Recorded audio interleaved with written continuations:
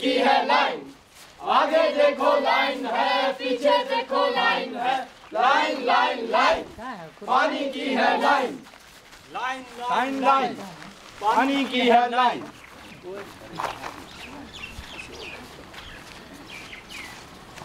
अरे ओ सुखिया, पानी आया कि नहीं? नहीं, बिल्कुल नहीं आया। अरे सुबह से बैठे हैं इस कतार में, हम देखता हूँ पानी कैसे नहीं आता है। अरे हट, सुबह से अरे पंप ऐसा लगाते हैं, देख एक। अरे एक बूंद भी नहीं, पानी के चक्कर में पूरा दिन बर्बाद हो गया। अरे ना जाने पानी कब आएगा। हाँ, मुझे तो बच्चों को स्कूल भी भेजना है। इस पानी के चक्कर में सारा दिन खत्म हो जाता है। अच्छा अब तुम बोलो। अरे आज तो बिना हाथ मुंह धोई ऑफिस जाना पड़ेगा। लाइन लाइन लाइन, पानी की है लाइन, आगे देखो लाइन है, पीछे देखो लाइन है, लाइन लाइन लाइन, पानी की है लाइन।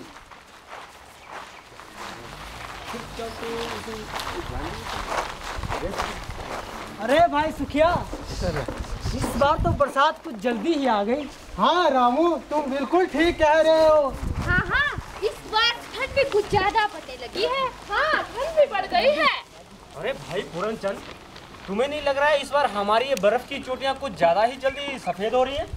अरे हाँ, इस बार सर्दियों का आगाज कुछ जल्दी ही शुरू हो गया है।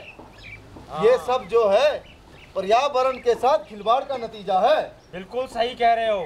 देखा नहीं, अगर थोड़ी सी धूप निकल जाए तो इतनी गर्मी की पूछो मत कि मांस जल जाए, और अगर थोड़ी सी ठंड पड़ जाए तो इतनी ठंड की पूछो मत। ये सब कुछ गलत हो रहा है।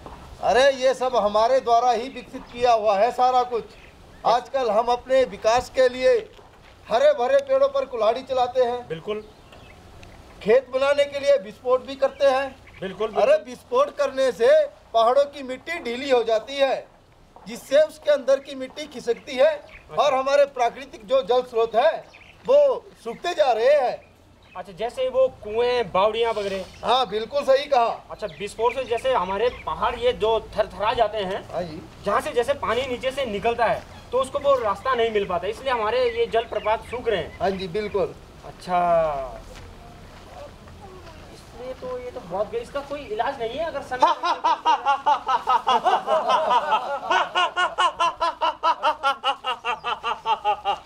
कौन हो तुम? मैं यानी प्रकृति का विनाश करने वाला दानव। मेरे आगे बड़े से बड़ा शहर, दूर दूर तक फैला समंदर, घनघोर घने जंगल या फिर मानवों द्वारा बसाए गए बड़े बड़े महानगर कुछ नहीं ठहर सकता। मैं सब कुछ तबाह कर सकता हूँ। अरे गांव वालों, तुम तो मुझे जानते ही होगे। नहीं, हम तुम्हें नहीं जानते। नहीं जानते भाई। पहले तुम अपना परिचय दो। परिचय?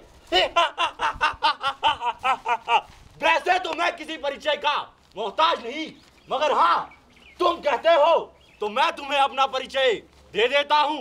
मेरा इस सारे संसार में एक छत्र साम्राज्य फैला हुआ है। तुम मुझे नहीं जानते। मेरे एक इशारे पर ये सारी दुनिया भाग खड़ी होती है। मैं जब चाहूं कहीं भी प्रलय करवा सकता हूँ। जब चाहो कहीं भी प्रलय? हाँ, प्रलय। मैं कभी भी, कहीं भी, किसी भी रूप में प्रलय करवा सकता हूँ। मैं हूँ प्राकृतिक आपदाओं का दानव। प्राकृतिक आपदाओं का दानव। प्राकृतिक आपदाओं का दानव? इसका क्या मतलब? क्या? अरे तुम मुझे नहीं जानते तो ठीक है, मैं तुम्हें अपने कुछ ऐसे रूपों से मिलाता हूँ जो तुम्हें अपने बारे में सही रूप से अवगत करवा देंगे। क्या तुम उनसे मिलना चाहोगे? बिल्कुल मिलना चाहेंगे। तो ठीक है, मैं तुम्हें अपने सबसे शक्तिशाली रूप से मिलाता हूँ, तो इनसे मिलिए। अरे तुम लोग तो मुझे अच्छी तरह पहचानते होंगे। नहीं, मैं तुम्हें नहीं जानता। तुम कौन हो? हा, मैं हूँ बाढ़। हाँ बाढ़। लोग मुझे बाढ़ के नाम से जानते हैं। मैं बरसात में अपना जलवा दिखाता हूँ। थोड़ी सी बरसात हो तो नदी और नालों का पानी बढ़ जाता है और वो मेरा रूप धारण कर लेते हैं। बड़े बड़े पहाड़, पेड़ पौधे, इमारतें, जो भी मेरे रास्ते में आता है सबको बहा ले जाता हूँ। मेरे कारण लोगों की रातों की नींद गुम हो जाती है। मैं जिन स्थानों से गुजरता हूँ वहाँ कई सालों तक विकास नहीं हो पाता। सितंबर 1995 में हिमाचल के जिला कुल्लू में मैंने अपना विकराल रूप धारण किया था और करोड़ों की संपत्ति को भा ले गया था। हजारों लोग बेघर हो गए थे। फिर 28 जून 2005 में रामपुर में मेरा कार देखने योग्य था। वहाँ मैंने 1094 लोगों की जान ली थी और करोड़ों की संपत्ति को भा ले गया था। 26 जुलाई 2005 में मुंबई में मेरा कार देखने योग्य था। वहाँ मैंने 8000 लोगों की जाने ली थी और 450 करोड़ की संपत्ति को कुछ ही समय में नष्ट कर दिया था। देखा गांव वालों, अरे ये तो कुछ भी नहीं। अब मैं तुम्हें अपने एक और रूप से मिलाता हूँ, तो इनसे मिलिए।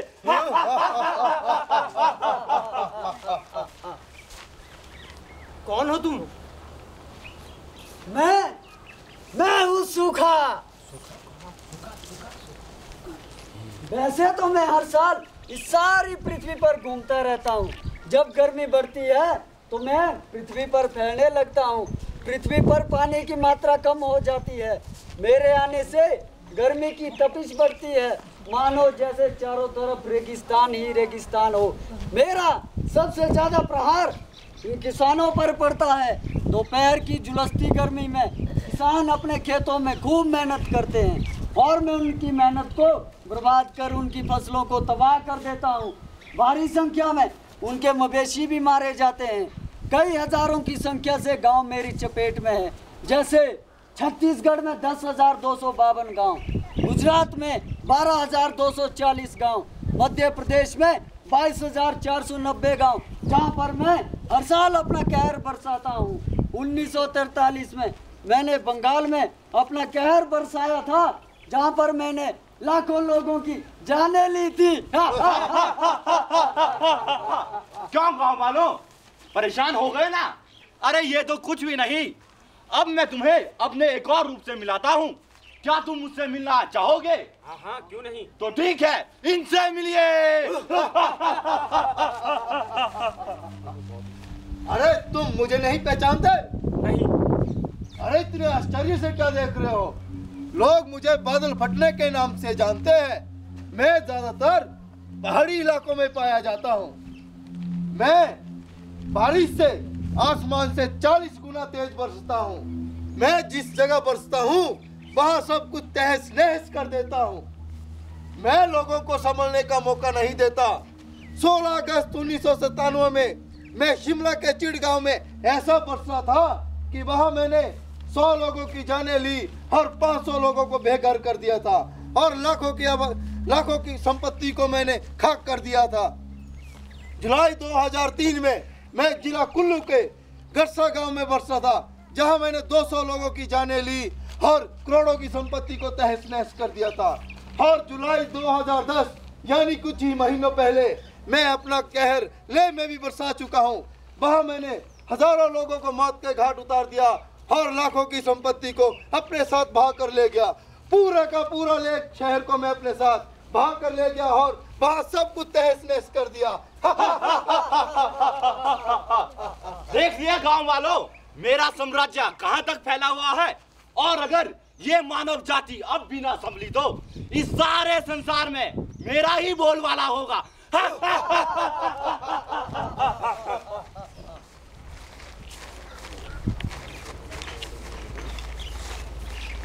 रुक जाओ दानवो, हम लोगों ने भी तुम्हारा समाधान कर दिया है।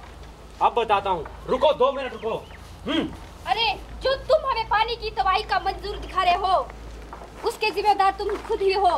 क्योंकि ये गलतफहमियां हमारी है, क्योंकि हम चट्टानों पर घर बना लेते हैं और अंधाधुंध वृक्षों का कटाव करते हैं, जिसके कारण तुम हम पर हावी हो जाते हो। अच्छा तो तू बाढ़ है, तेरा तो मैं ऐसा बंदोबस्त करूंगा कि तू नजर भी नहीं आएगा। अब हम अपना घर नदी नालों से दूर बनाएंगे और नदी के किनारों को पत्थरों से बांध के रखेंगे। फिर नदी के किनारे पेड़ और घास लगाएंगे। फिर मैं देखता हूँ कि तू बाढ़ से हमें कैसे तबाह करता है।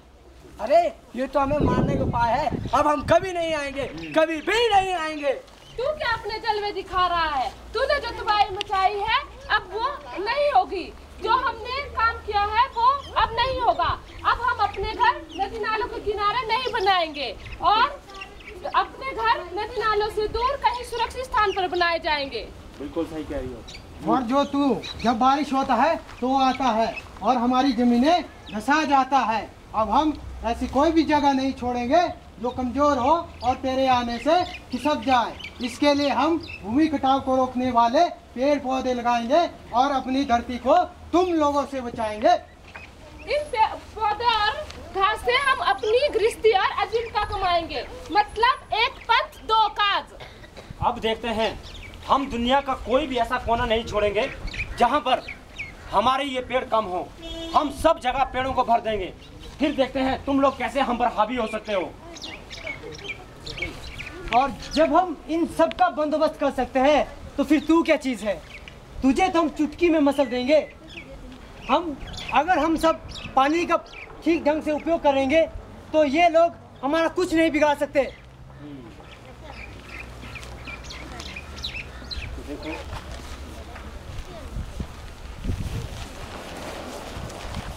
अगर हम अपने चारों ओर पेड़ों को ज़्यादा से ज़्यादा लगाएंगे, यदि हम अपने अच्छे बुरे कामों के लिए कभी एक पेड़ को काटते हैं, उसकी जगह हमें कम से कम 10 पेड़ लगाने चाहिए।